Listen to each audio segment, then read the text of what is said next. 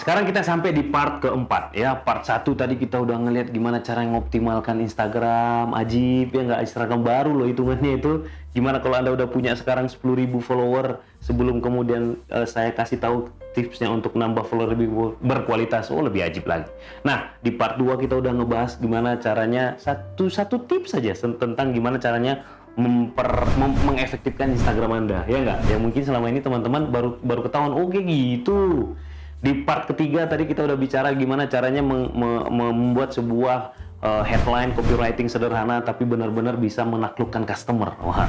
Nah, di part keempat gimana caranya, apa sih mindset yang harus Anda punya, yang harus Anda miliki ketika teman-teman mau membangun interaksi, mau menawarkan, mau berinteraksi lah pokoknya dengan calon customer, biar customer Anda itu tuh mau dengerin Anda dan kemudian mau beli produk Anda, mau menjadi loyalis di produk Anda dan seterusnya. Nah, makanya saya sebut ini psikologi handling customer ya. Bagaimana caranya teman-teman mengerti psikologi seorang customer, bagaimana caranya teman-teman paham ya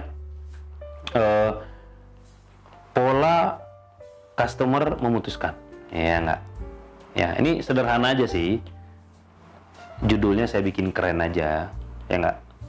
Materi sederhana aja. Psikologi handling customer. Nah, kawan-kawan, yang pertama, yang kawan-kawan harus pahami dulu adalah sebelum teman-teman benar-benar menjadi pebisnis online, ya nggak? Kan ini kepo, kelas persiapan pebisnis online. Nah, sebelum kawan-kawan jadi pebisnis online, kawan-kawan harus paham dulu, apa sih definisi bisnis? Itu dulu deh, ya nggak? Apa definisi bisnis? Saya cepat saja, maka definisi bisnis itu kalau kita lihat, definisinya adalah menawarkan ya, aktivitasnya nggak usah saya tulis ya, menawarkan solusi dari problem pasar. Nah, inilah definisi dari bisnis gitu.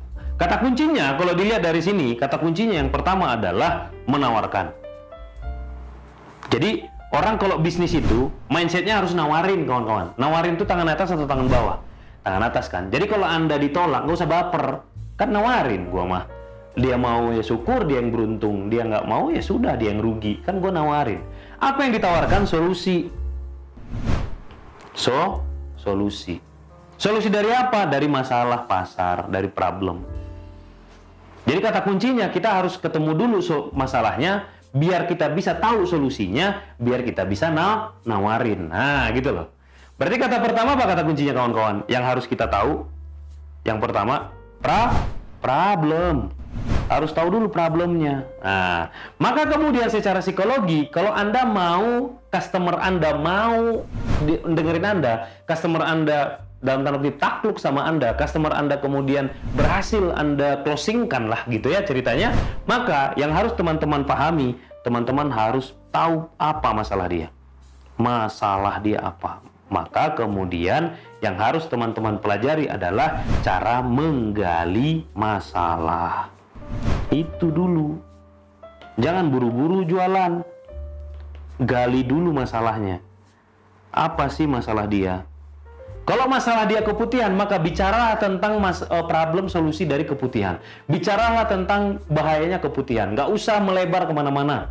Kalau kemudian masalahnya misalkan dia pengen penghasilan tambahan, maka bicaralah kemudian solusi-solusi dari cara-cara dari agar kemudian dia punya penghasilan tambahan. Gitu-gitu loh, kawan-kawan. Nah, jadi psikologi sederhananya di materi part keempat, materi penutup dari hari kedua ini adalah kawan-kawan harus pinter, pandai menggali masalah. Di part ketiga, kalau Anda ingat tadi, part ketiga Anda ulang-ulang lagi, cara saya bikin headline, itu adalah cara, kalau Anda lihat headline saya, itu menggelitik masalahnya. Gitu. Saya bicara dari sisi sudut pandang masalah, makanya dia bakal mau respon. Kenapa? Karena bahasa saya bahasa masalah. Masalah lu tuh ini kan, gue punya solusinya lo gitu. Orang itu kan pengen diselesaikan masalahnya. Nah, kalau kita ngerti masalah dia, maka dia mau dengerin kita. Maka dia akan trust sama kita. Ketika kita ngerti menggali masalahnya, maka dia akan trust sama kita. Jadi, apa yang harus Anda gunakan mindsetnya di sini? Yang pertama, ketika Anda menggali masalah, kawan-kawan, Anda harus punya empati. Apa? Empati. Anda harus punya rasa empati, rasa peduli. bukan pura-pura. Harus ada rasa empati biar Anda bisa menggali masalah orang. Terus yang kedua, setelah punya rasa empati, Anda harus membuat dia trust, yakin sama Anda.